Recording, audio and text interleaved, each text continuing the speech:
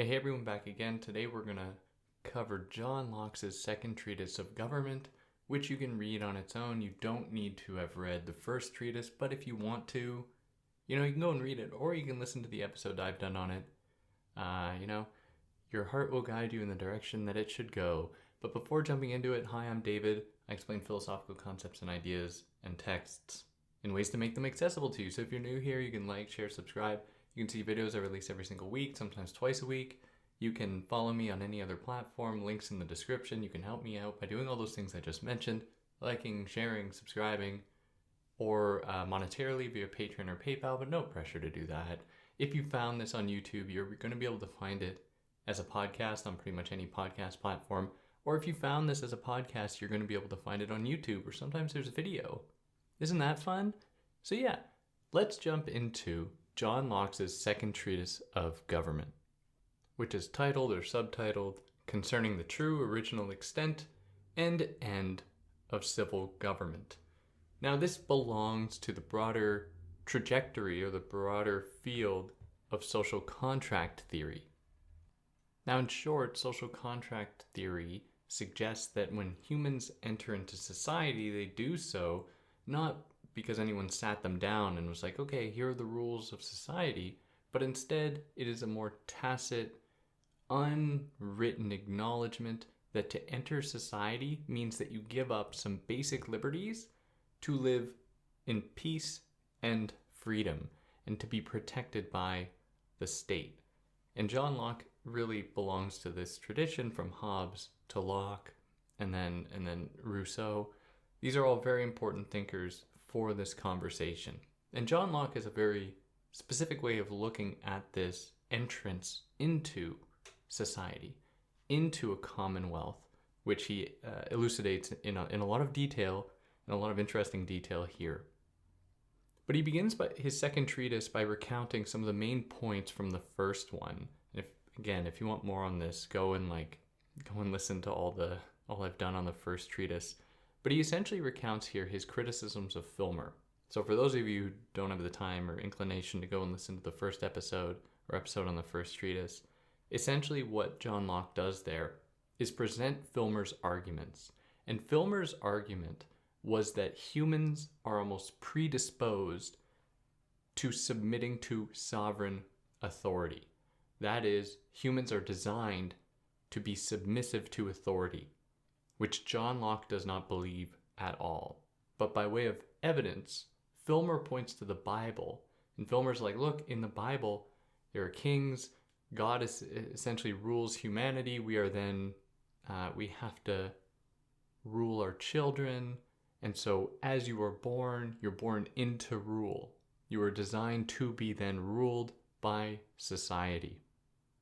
So John Locke's main criticisms of Filmer's arguments are that Adam's authority, Adam from the Bible, wasn't over his children. That is, God did not command that Adam have dominion over his children, but dominion over the world, per se. His children also didn't inherit Adam's power, if he had any. Instead, it would be passed on to others. If they had, though, if Adam's children had acquired this power, there'd be no way to know which child would be the ruler, because Adam had a few kids. Then finally, if we follow along Filmer's line of argument, that is, there's the original sovereign, God, and then there's Adam, and Adam's descendants then become the new sovereign each time, which is already, what an argument. But this guy tried to make it. That would imply then that we are all rulers because we're all Adam's descendants, according to the Bible.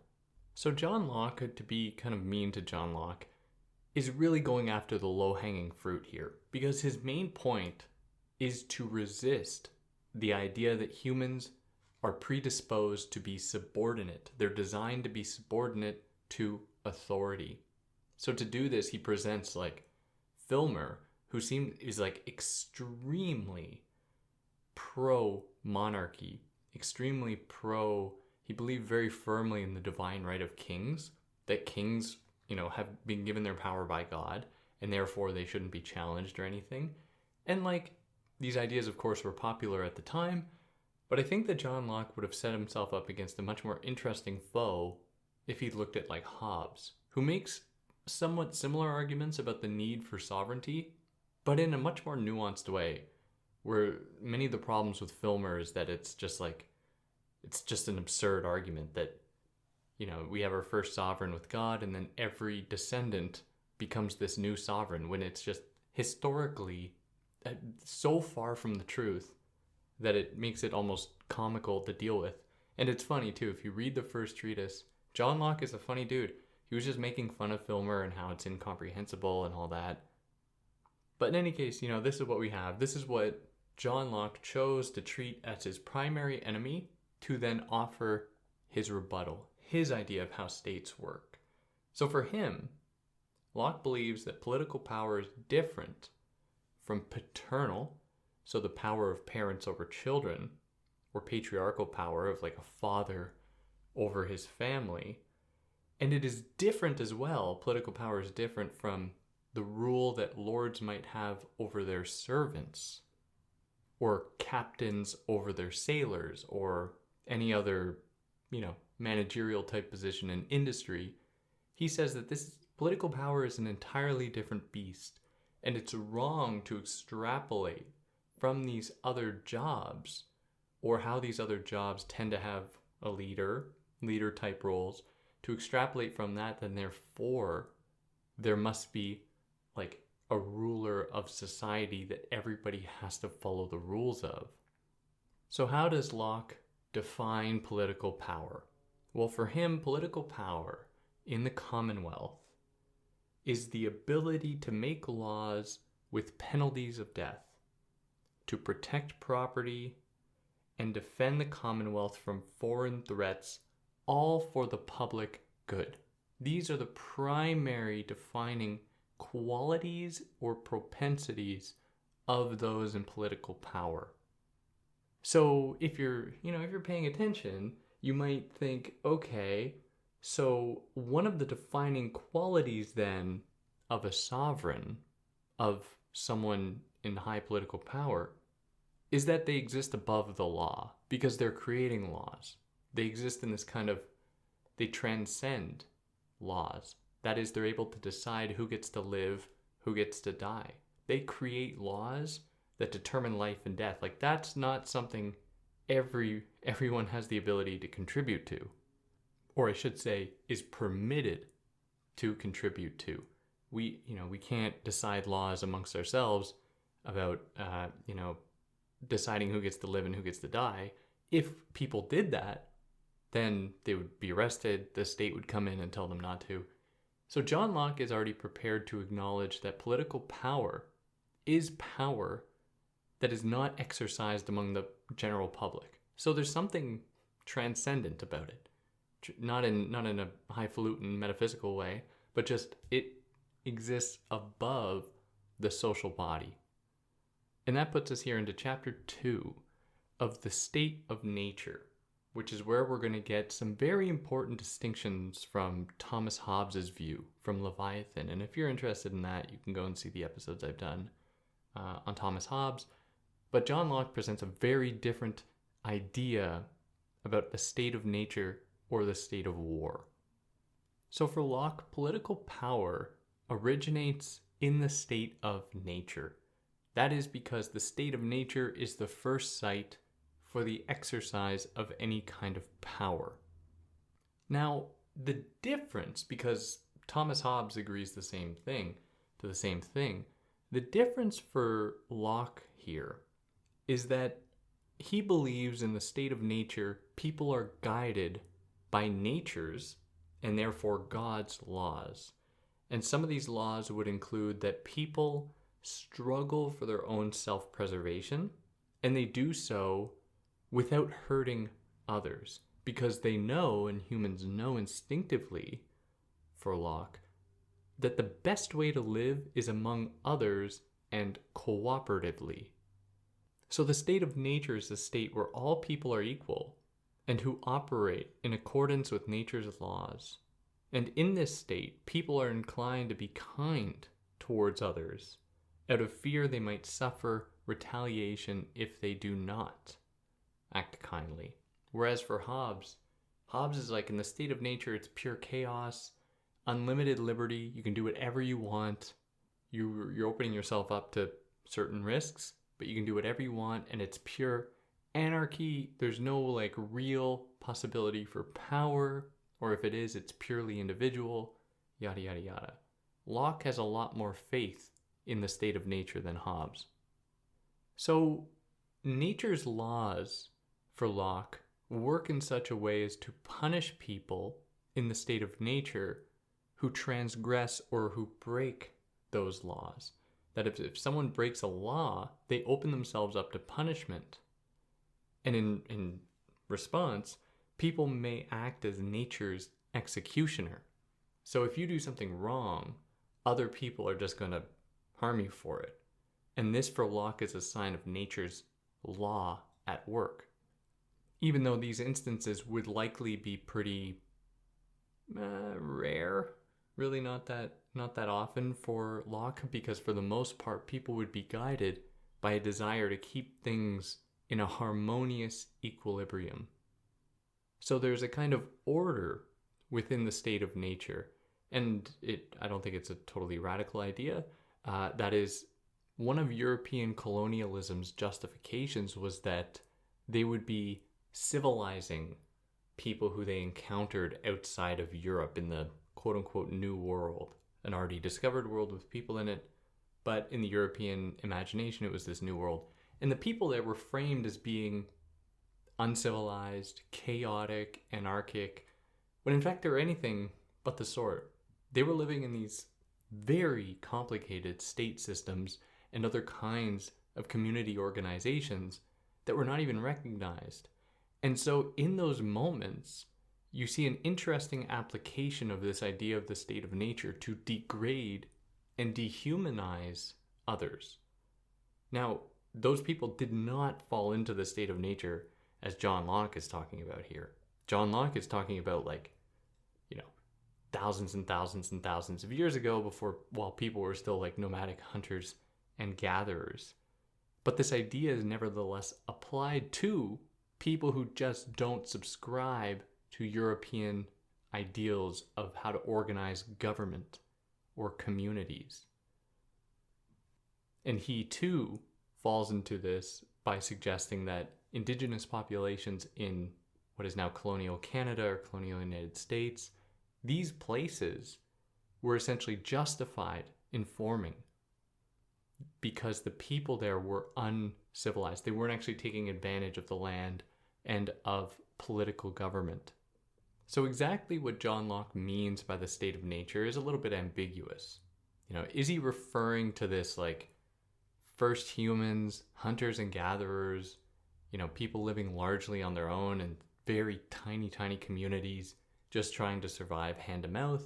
Is he talking about people who just have not adopted the European idea about how politics should be organized, how people should be organized, and so on? Difficult to say.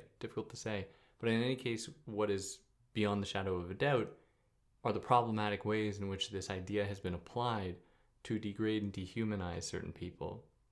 But in any case, he believes that in the state of nature, as I was saying before, there are these laws, there are these orders that should be followed. So he provides the example where people have a right to kill a murderer for the risk that murderer poses to humankind. And so in this case, he suggests that the murderer is like an animal in that they are unable to actually integrate with society and pose a greater threat to society than a non-murderer. So they are therefore justified in being killed. Now, when he uses this example, though, and it's difficult, he's talking about the state of nature, but he appeals to society to be like, these people who commit murder can't fit in with nature because they can't fit in with a society. And we're like, wait, I thought we were talking about the state of nature here. What do you mean society? But there are lots of these little points where, contradictions emerge. But in any case, that's what he says. Now, with all of this, he gives room to problematize or interrogate the idea that the state of nature simply comes before society, where he says that the state of nature is also kind of found within all of us, and it can always rear its head, even in the most, in his eyes, advanced state formations. And he uses the example of when aristocrats or tyrants are feuding among themselves and casting people into war. He's like that, even in these very advanced state formations, we see the state of nature reemerge, and it pushes people into a state of war. So in that case, the state of nature is a very ambiguous term. It mostly refers to what comes before the state, but can be found in the state when people do not act according to nature's laws, nature's order. Now, against Locke, a number of other people, Thomas Hobbes included, believe that the state of nature is pure chaos, pure anarchy, no rules, anything like that, and that people have to be persuaded and eventually consent to giving up their liberties to enter into a society. And the reason for that, at least for Hobbes, is that having people submit to authority makes it a lot easier for people to actually understand and follow rules, because there's only one person giving the rules. They might have some judges who adjudicate issues dealing with the rules and laws, and it just simplifies things. Whereas in the state of nature, everyone acts as their own judge, and so you can't have agreements between things. But against these ideas, John Locke says, is it really better to have people submit to a potential tyrant in a dictatorship? Is that really better than having people be out in nature, the state of nature, where they're their own judges, acting according to their own wills? John Locke believes that that would be better than just mindlessly submitting to authority, as Hobbes advocates. And that puts us here into chapter 3, the state of war. So for Locke, the state of war refers to a moment when someone or something threatens another, prompting a retaliation. And so there's a battle that's going to ensue. So to open a state of war is to threaten to take away another's liberty before their life. As such, Locke justifies murdering a thief, which is wild, murdering a thief because he has no reason to think that, in his words, in Locke's words, he who would take away my liberty would not, when he had me in his power, take away everything else. So what Locke is saying here is that if I have reason to believe, or if someone stole from me, I am therefore justified in believing that they're willing to kill me. Where to commit murder is the necessary or a likely follow-up to thievery.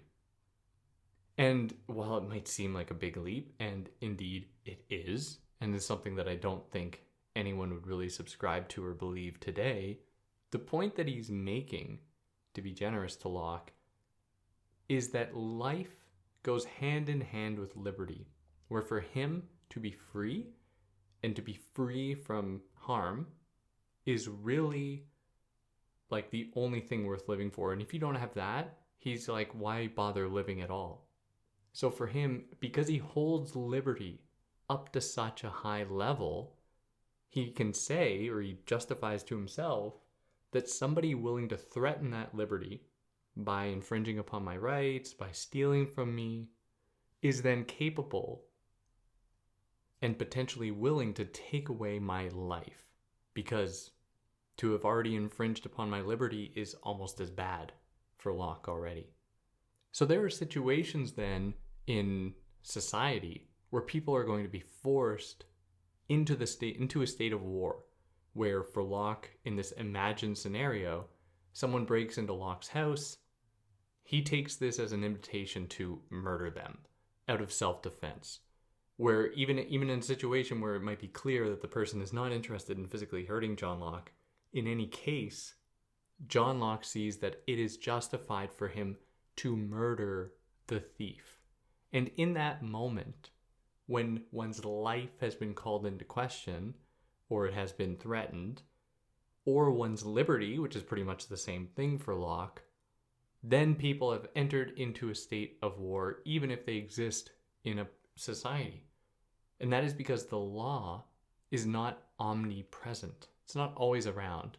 There aren't always police you can scream to for help. And, do police really help in these? Do they? But in any case, he believes that there are moments when people are going to need to revert to the state of war in order to defend themselves.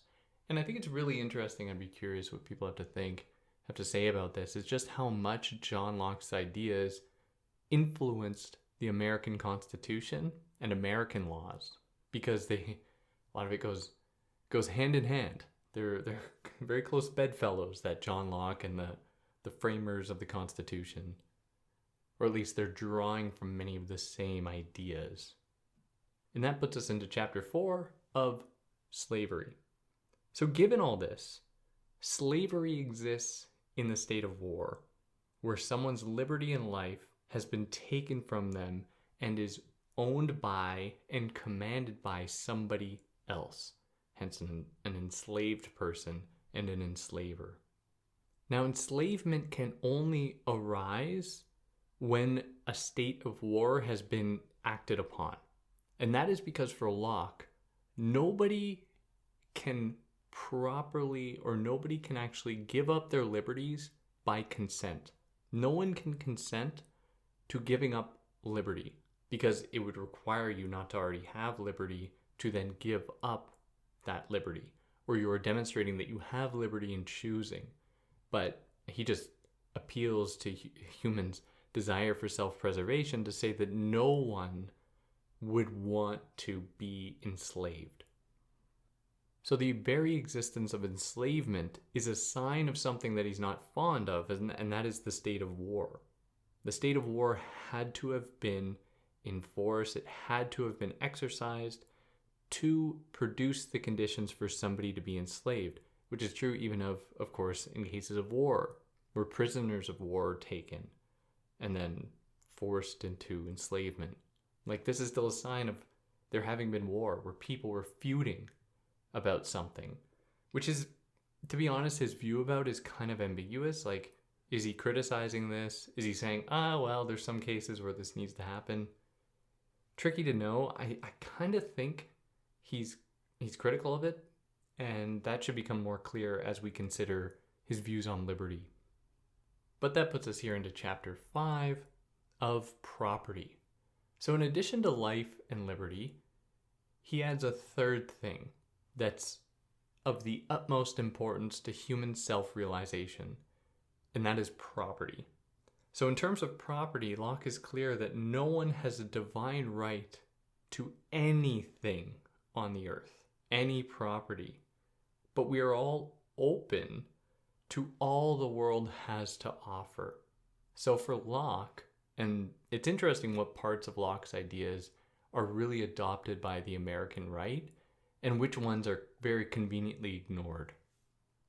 Because those right-wing ding-dongs online who like to scream about how they're classic liberals or something, and they point to John Locke, or they throw his name, Mill, and others, to say that, liberals were once reasonable or something, like as though there's any real connection between a liberal today and this kind of liberal.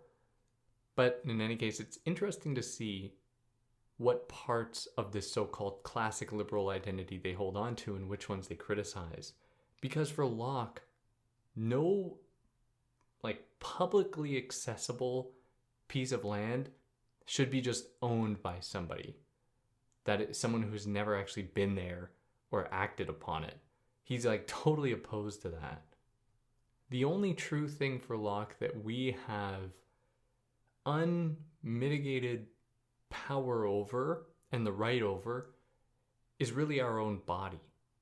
Now, in cases where you use your body for labor power, and you work upon the land, like to make a cornfield, for example, he says in such a case there, so long as you're working on that land and the fruits of your labor are yours.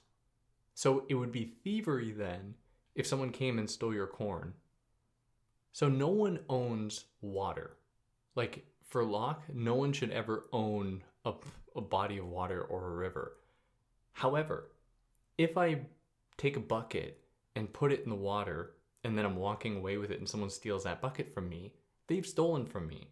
And the reason for that for Locke is because I have used my labor to procure, to acquire this object from the earth. So therefore, thievery is infringing upon the labor that was once committed to something to then acquire something else. So in that way, this is why he takes thievery so seriously, at least in part, is that it undermines people's attachment to themselves and the world as they have cultivated their own space, their own identity, the world around them through their labor. Thievery comes in and disturbs that. It's not just about taking something that somebody owns, but taking away their very connection to the world. So this applies too in cases where you might hire someone to perform a job for you. You enter into a contract or covenant that makes it so that person owes you something by the labor they've done, and you will pay them for it, which is kind of how the entire capitalist economy works. And it's interesting to see it's interesting to ponder, I think, how these ideas dovetail with the capitalist economy, because really one of the defining characteristics of capitalism is that it has to underpay workers. Because if it didn't, people wouldn't make profit.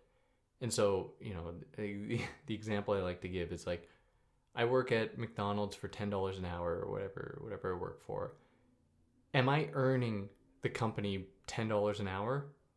No, I'm probably earning them $50, $75, $100 an hour, whatever amount I'm earning them. And so in that case, my value is whatever I've earned the company, but I'm only being paid the $10. Now, take this example and ask yourself, what would happen to you if you walked into a store and you went up to the cashier and you said, oh, I see that this loaf of bread is worth $5, but I think it's actually just worth $2, so I'm going to give you $2 for it. They'll laugh you out of the store. So capitalism then, as an economic system, is a system that is predicated upon the direct, immediate exploitation of people, of thievery of people. So in the context of Locke's argument, would he see this as thievery that, is justifiably wrong and that people are justified in opposing, like even as far as murder, for example, because that is what he says, or if it is conducted in such a way where it is the entire bedrock of the economic system people are in, does the brand of thievery go away? Or can it not be recognized then as thievery? So in what way are laws around thievery designed not to actually protect people from thievery, but are actually designed to protect a certain class of people from a certain kind of thievery, where thievery laws don't apply to landowners or to capitalists who underpay their workers? But a thievery law would apply to me if I underpaid for a loaf of bread at the local supermarket. So, how in that case does thievery, how do we make sense of it there? I'd be curious what anyone has to say about it. Where the easy answer is just which I don't know if I'm totally satisfied with the answer, but from other thinkers, they say that it's just because the capitalist mode of production is just so dominant, it allows us to live in these kind of hypocritical, contradictory realities where we just accept wide-scale thievery, theft, murder, destroying resources, while at the same time seeing individual acts of these things as being the ultimate evils. So with all of this, the kind of meta point I'm trying to make is that John Locke was just seeing the world he was living in and then extrapolating from that world this apparent universal knowledge about what it means to be a human and what it means to have liberty and what it means to have property. Where when he gives the example of somebody reaching in the water, grabbing a pail, or with a pail to grab water, and he's using this to imagine a world in which that water is exclusively the pail holder's water, I think that we have to be very wary about the kind of world that he's describing. It sounds a lot more like 17th and 18th century Europe than it does a more communal society where a community actually looks after one another. Where for many communities throughout the world for much of human history, there'd be no question about the individual ownership of water that's been taken from a river. It would just be for everybody. Because how much water do you really need as one person with like a pail coming from the river? But in any case, it's just important to acknowledge how John Locke uses and deploys ideas of the natural order of things or natural law in order to provide some kind of universal idea about human conduct, which has nothing to do with nature and nothing to do with all humans, but is actually reflecting, it actually reflects a very specific moment in time, really in European history.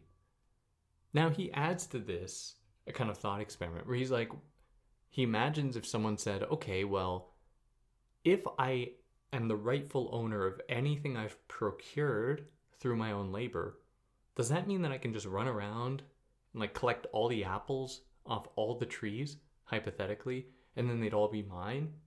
And John Locke's answer, because it's a very good question, John Locke's answer to this is like, no, and why would you want to do that? Because they'd spoil. You wouldn't be able to eat all the apples.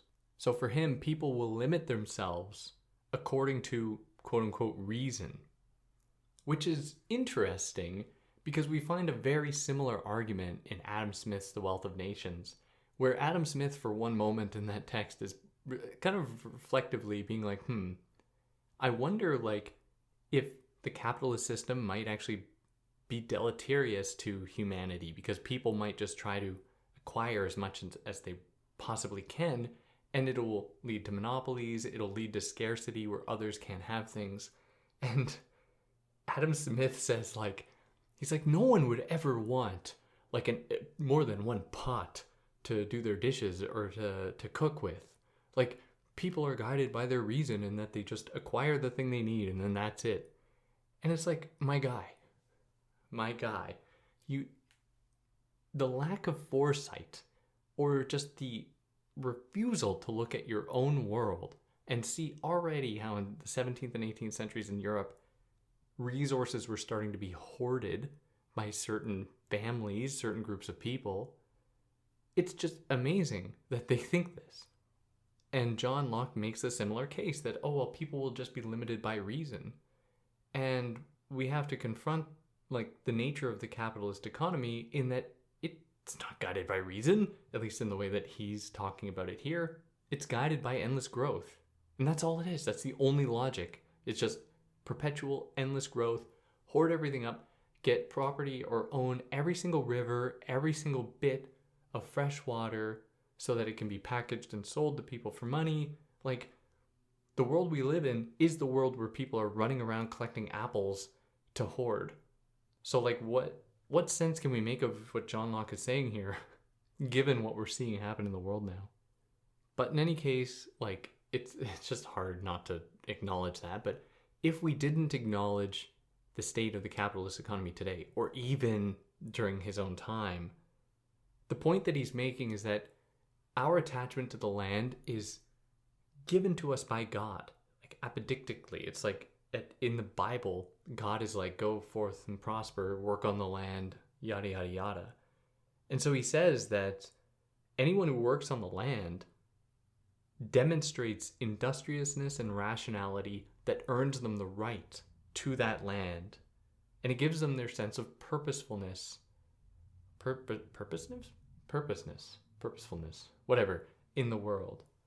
So maybe this is why, like, and then his view of American colonialism was totally informed by this, where he just looked at what was going on in the Americas, and he was like, look, it's uninhabited, or the people there don't know how to actually work on the land, so you go and you work on the land, and then it's rightfully yours. Which is just to say that the only legitimate stake anyone has to any territory is if they work on it in the way that Europeans imagined it must be worked on. This completely throws out the window like other reasons land might be valuable beyond just economic ends, like for religious purpose, spiritual purposes, militarily strategic purposes, political purposes, so on. And maybe land, even in our own world, can just mean nothing. It can just be a place where people like to go and it's nice. Like, it's a very tragic thing that we need to have government departments that protect land. And they're like national parks and, what? Like, are we that close to the brink of destruction where we have to like set up these departments to protect like nice spots of land? Like, what a world. So for Locke, really what it comes down to is that labor sets people apart. And this ultimately explains why non-Europeans live, for him, a lesser existence than working class Europeans, because they properly know how to work and work the land. Now, to return just briefly to the question of perishability, the apples going bad, Locke celebrates the introduction of money to act as a universal equivalent. So, I don't have to trade apples for like cows or whatever I trade apples for.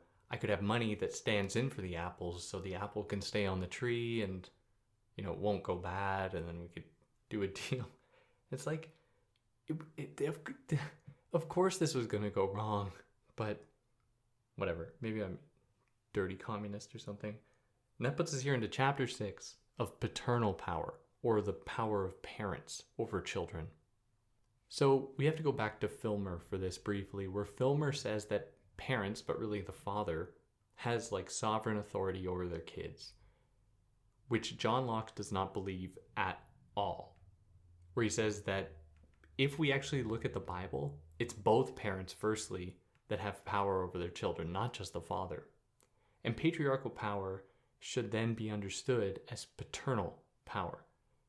Now, although Locke advocates for equality, that is between men and women in raising their children within the heterosexual matrix, he doesn't think the same applies to children who are largely helpless.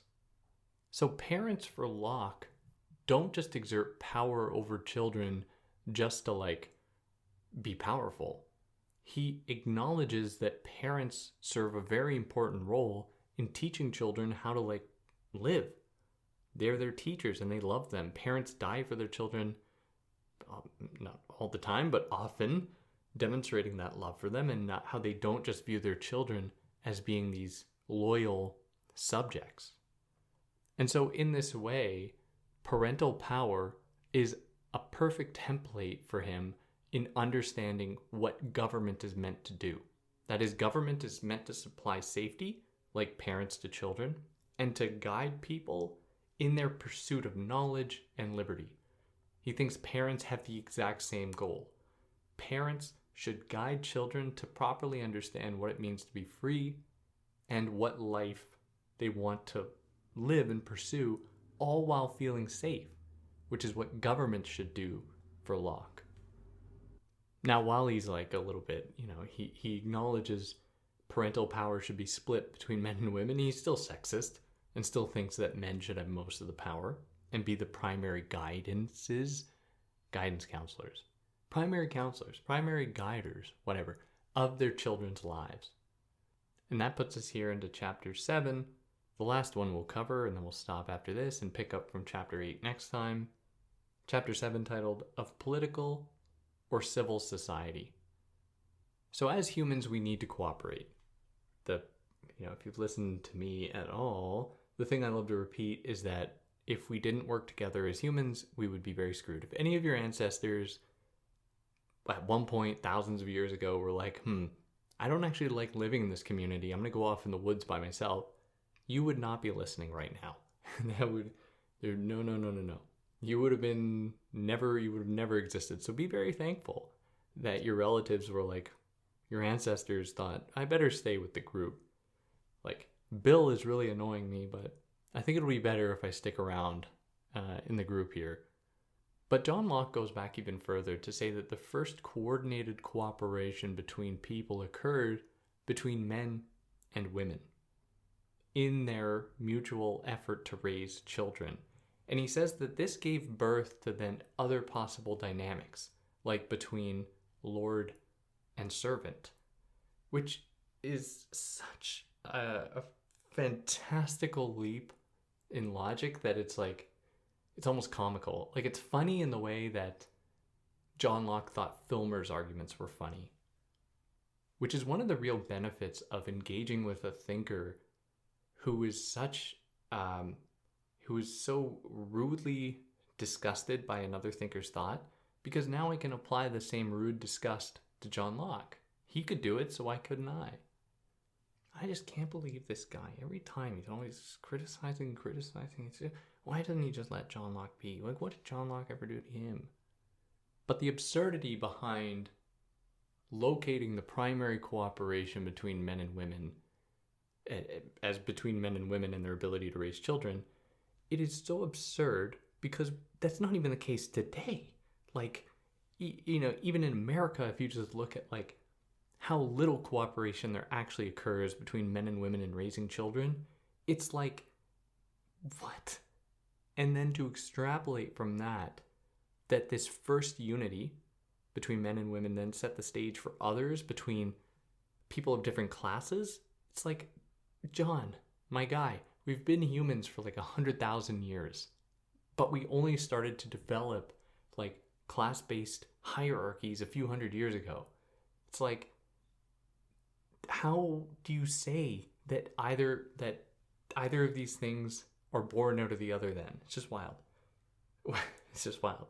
But for him, unlike other species, humans have to remain coupled, okay, humans have to remain coupled to raise their kids, where the woman just reproduces and man provides. That's his vision, right?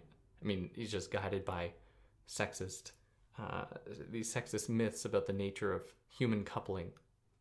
Now, like, of course he was a product of his time. Like, of course. But why couldn't the same be said of the guy he was criticizing before? So here we are back again. We're going to criticize Locke because he was criticizing Filmer, so he asked for it.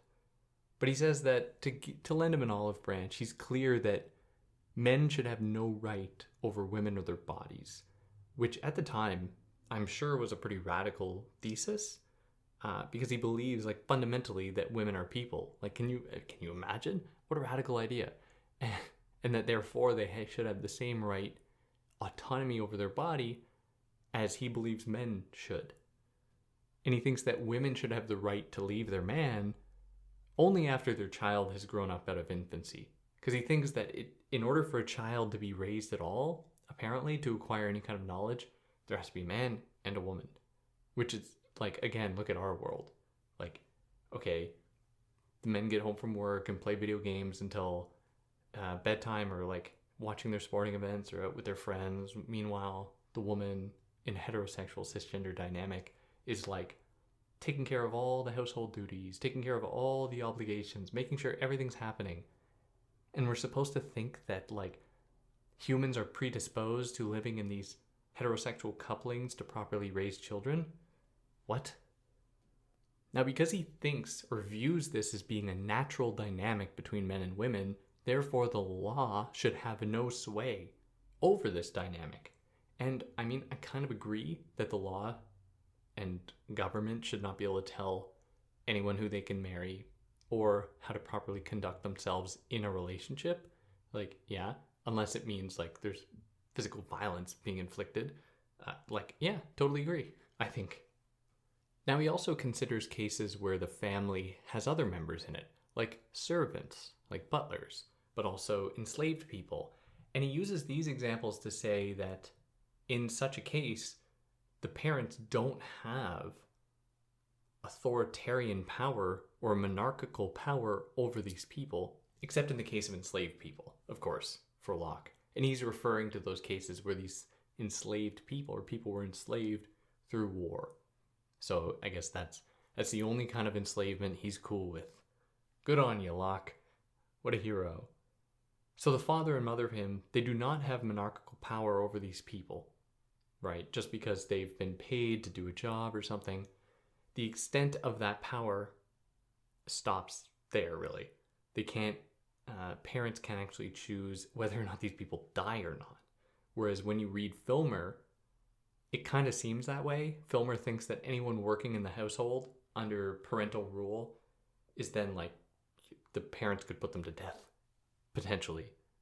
So like in the family, John Locke is clear that within society, no one should have monarchical power, entire power over the whole of society. Where for him instead, civil society established its edicts and laws with the consent of the free people who willingly comprise that commonwealth, comprise that society. So people will naturally establish laws then that guarantee their freedom and protection of property. Therefore, what they earned through their labor, that is what is theirs. And it is the job of government to protect that and to keep people in safety and to adjudicate and deal with conflicts between people. So the society will set up courts and everything to have these figures be, neutral, objective agents acting, to best represent the people, to figure out the truth of any dynamic. Because if not, then you would just have a state of war where people are just battling it out amongst themselves without appealing to any neutral, ostensibly neutral or objective third party or court. So for him, monarchies, any situation where there is a ruler that has absolute control over everything, he says this is just reminiscent of the state of war, almost the state of nature too, because laws are determined almost arbitrarily, where this monarch might get up in the morning and be like, God, I really hate baguette. I really hope I'm gonna legislate that there's no more baguette in this country anymore, which would be a villainous thing to do. One of the worst in history, to get rid of baguette. But that would be just an arbitrary law that just reflects one dude's interest that one day, which is not conducive to a healthy civil society for John Locke. Now, you remember at the beginning when I was like, it kind of seems for Locke that the ruler exists above the law. Well, he's clear that that can't fully be the case, where the ruler is somebody who's been established by consent, and the ruler could assume different forms, like a democratically elected Republican government is what he's really advocating for, where there's checks and balances, where there's no leader has tyrannical power. But laws are set up in such a way that they happen then by the consent of the people and are acted upon by those in authority. So in that way, they have to kind of exist above the laws, and that they're going to be the primary determining factors whether or not a bill becomes a law, at least in the States, or if a law even gets consecrated at all. So at the same time, they are above the law, but they have to, for Locke, always be attached to the people, so they aren't totally away from it. And yeah, let's wrap that one up there. Next time we're going to pick up from chapter 8 and go to the end of John Locke's second treatise of government. Yeah, let me know what you think. Do you buy it? Do you agree with Locke? Why? Why not? If there's anything I got wrong, I'd love to hear about it. Anything I excluded, I'd love to hear about it. And yeah, on that note, take care.